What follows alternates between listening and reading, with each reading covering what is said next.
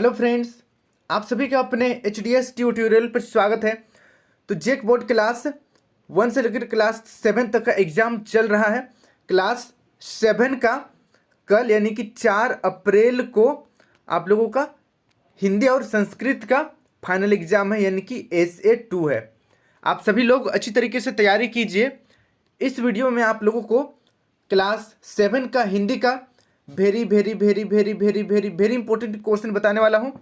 सभी क्वेश्चन काफ़ी ज़्यादा इंपॉर्टेंट है। अच्छी तरीके से सभी क्वेश्चन को आप लोग याद कर लीजिएगा, जिससे आपका एग्जाम अच्छे से जाए। और इस प्रकार से मैंने बाकी सब्जेक्ट का भी इंपॉर्टेंट क्वेश्चन अपलोड कर दिया है, नीचे डिस्क्रिप्शन पर आपको लिंक मिल जाएगा।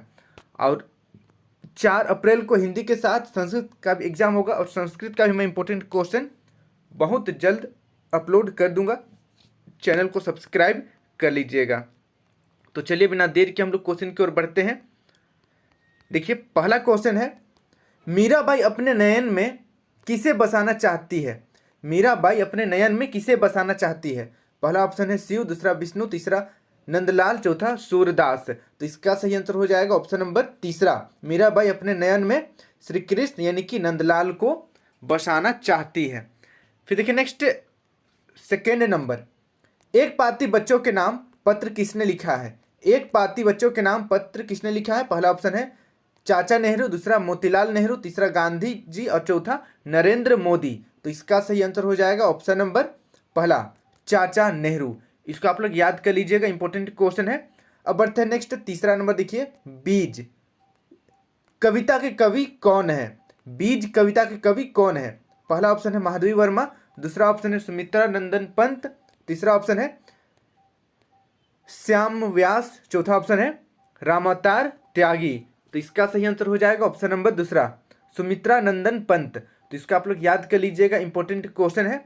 अब बढ़ते हैं नेक्स्ट अगला क्वेश्चन की ओर। 4 नंबर का क्वेश्चन है, मुक्ति का क्या अर्थ है?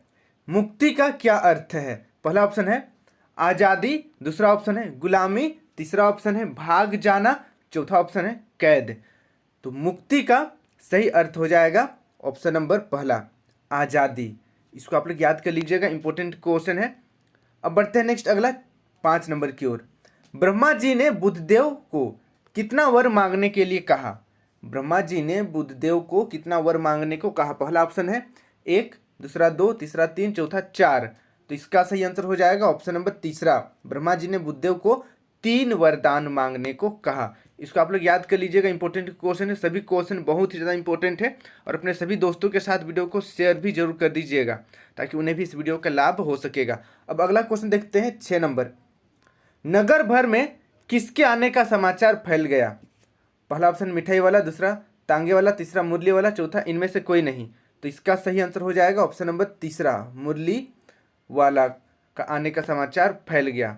अब बढ़ते हैं नेक्स्ट अगला 7 नंबर, मुरली बजाकर गाना सुनकर वह मुरली कितने में बेचता है? पहला ऑप्शन है 1 पैसा, दूसरा 2 पैसा, तीसरा 3 पैसा, चौथा इनमें से कोई नहीं। तो इसका सही आंसर हो जाएगा ऑप्शन नंबर दूसरा, 2 पैसे में बेचता है।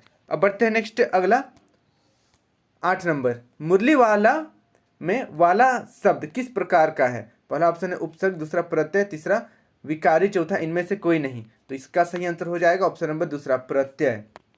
फिर देखिए नेक्स्ट अगला 9 नंबर, मुरली वाले की उम्र क्या आंकी गई? पहला ऑप्शन है 20-25, दूसरा 30-32, चौथा तीसरा ऑप्शन है 40-50 और चौथा ऑप्शन इनमें से कोई नहीं। तो इसका सही आंसर हो जाएगा ऑप्शन नंबर दूसरा, 30-32 आंका गया। इसको आप लोग याद कर लीजिएगा, इंपॉर्टेंट क्वेश्चन है। अब बढ़ते हैं नेक्स्ट अगला सब्जेक्टिव क्वेश्चन। देखिए, निम्नलिखित पद्यांशों का प्रसंग आशय स्पष्ट करें। इसको आप लोग याद कर लीजिएगा। यहाँ पर देखिए, मन समर्पित, तन समर्पित और यह जीवन समर्पित, चाहता हूँ देश की धरती तुझे कुछ और भी दूं।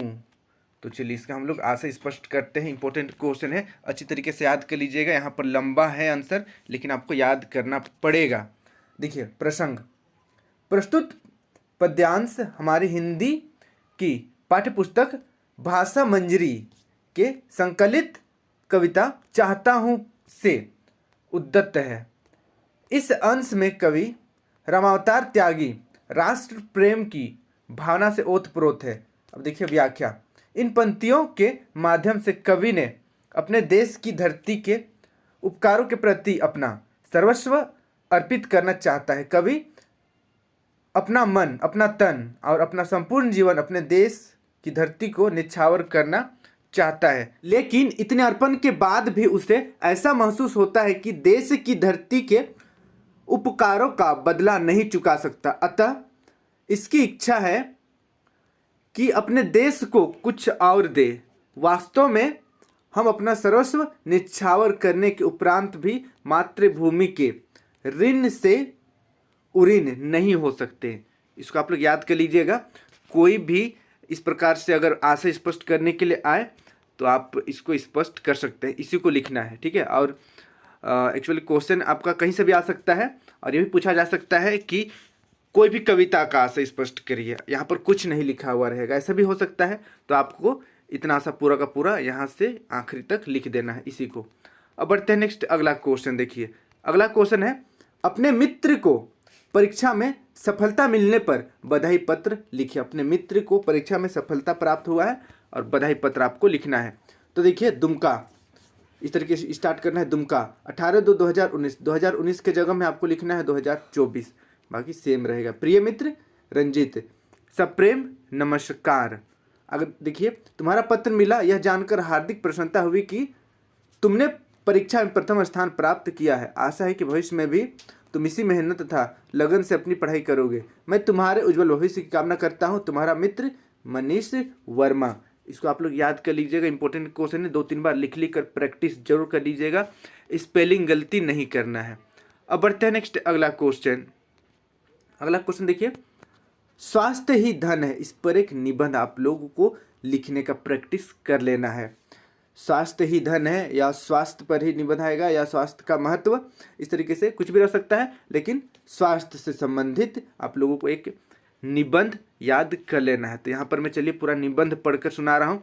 अच्छी तरीके से सभी यहाँ पर जो भी लाइन दिया हुआ है उसको अच्छी तरीके से याद कर लीजिएगा। जरूरी नहीं है कि आप यहीं का निबंध लिखिए सेम टू सेम, आप अपने से भी लिख सकते हैं और आप छोटा भी लिख सकते हैं जितना आपको याद हो, लेकिन याद जरूर कर लीजिएगा। देखिए, मनुष्य स्वास्थ्य तब कहलाता है जब उसे कोई शारीरिक दुख या रोग नहीं रहता। जब मनुष्य की वृद्धि ठीक रहती है और उसे काफ़ी बल और साहस रहता है, तब वह स्वस्थ कहलाता है। स्वस्थ जीवन की सबसे महत्वपूर्ण वस्तु है। यह सबसे बहुमूल्य खजाने से भी अधिक कीमती है। यह ऐसा इसलिए क्योंकि स्वास्थ्य के बिना जीवन बोझ हो जाता है। किसी व्यक्ति को काफ़ी धन रहने के लिए महल के समान गृह, सेवा करने के लिए बहुत से नौकर एवं सबसे सुंदर भोजन और वस्त्र प्राप्त हो सकते हैं, परंतु अगर उसका स्वास्थ्य अच्छा नहीं तो इस चीज़ों से उसे शायद ही आनंद मिलेगा। अस्वस्थ व्यक्ति के लिए जीवन में कोई आनंद नहीं है, वह बराबर उदास रहता है। प्रकृति की किसी भी वस्तु में उसके लिए कोई आनंद नहीं रहता। इसीलिए यह ठीक ही कहा गया है कि स्वास्थ्य ही धन है। स्वास्थ्य जैसे बहुमूल्य वस्तु की रक्षा करना मनुष्य का सर्वप्रथम कर्तव्य है। स्वस्थ रहने के लिए लोगों को स्वास्थ्य के नियमों का पालन करना चाहिए। उन्हें प्रातःकाल उठना चाहिए, उन्हें अपने दांतों को नियमित साफ करना चाहिए और यथासंभव शुद्ध धारा से स्नान करना चाहिए। प्रातःकाल का टहलना भी बड़ा स्वास्थ्यवर्धक है, अतः नियमित रूप से टहलना चाहिए। लोगों को शुद्ध जल पीना चाहिए, उन्हें स्वच्छता की आदत अपनानी चाहिए और अपने वस्त्र, बिछावन आदि को साफ सुथरा रखना चाहिए। उन्हें अपने घरों को साफ सुथरा रखना चाहिए। घर को पूर्ण रूप से हवादार होना चाहिए। भोजन के संबंध में अधिक से अधिक सावधानी आवश्यक है। लोगों को शुद्ध और साधारण भोजन करना चाहिए। उन्हें ताज़ा फल और सब्जी अधिक एवं मसाला कम खाना चाहिए।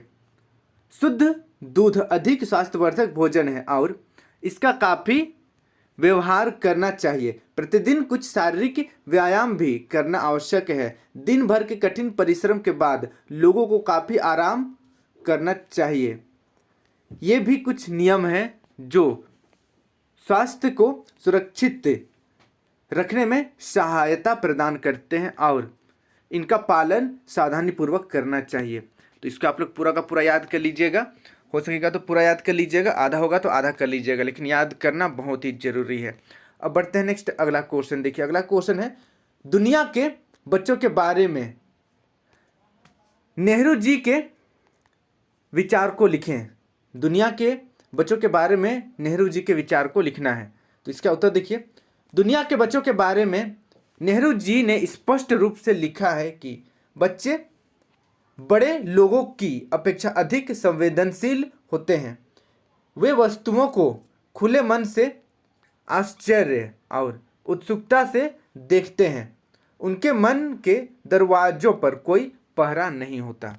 इसको आप लोग याद कर लीजिएगा, बहुत ही ज़्यादा इंपॉर्टेंट क्वेश्चन है, लिख लिख कर प्रैक्टिस कर लीजिएगा। अब बढ़ते हैं नेक्स्ट अगला क्वेश्चन। देखिए, हम जब कोई बीज मिट्टी में डालते हैं तो उसका क्या परिणाम होता है। हम जब कोई भी बीज मिट्टी में डालते हैं तो उसका क्या परिणाम होता है। तो इसका उत्तर आपको इस प्रकार लिखना है, हम जब कोई बीज मिट्टी में डालते हैं, हम जब कोई बीज मिट्टी में डालते हैं तो वह सुषुप्तावस्था से जागकर अंकुर के रूप में फूट पड़ता है। वही अंकुर बाद में विशाल वृक्ष के रूप में परिणत हो जाता है। तो इसको आप लोग याद कर लीजिएगा, इंपॉर्टेंट क्वेश्चन है। अब बढ़ते हैं नेक्स्ट अगला क्वेश्चन। देखिए, घर के लोगों ने चिड़िया को घोंसला बनाने से रोकने के लिए क्या क्या उपाय किया। घर के लोगों ने चिड़िया को घोंसला बनाने से रोकने के लिए क्या क्या उपाय किया। तो इसका उत्तर देखिए, घर के लोगों ने चिड़िया को घोंसला बनाने से रोकने के लिए अपने अपने तरीके से प्रयास कर रहे थे। घर के बड़े सी सी कर उसे डराते थे, जो बड़े लोग होते हैं सी सी करके डराते थे। बच्चे यहाँ वहाँ उसका पीछा करते थे और घर की औरतें बार बार उसका सामान उठा खिड़की से बाहर फेंक देती थी। तो इसको आप लोग याद कर लीजिएगा, इंपॉर्टेंट क्वेश्चन है। अब बढ़ते हैं नेक्स्ट अगला क्वेश्चन की ओर। अगला क्वेश्चन देखिए, जीवन के प्रति लेखिका की सोच में क्या परिवर्तन आया। जीवन के प्रति लेखिका की सोच में क्या परिवर्तन आया, यह क्वेश्चन भी काफ़ी ज़्यादा इंपॉर्टेंट है।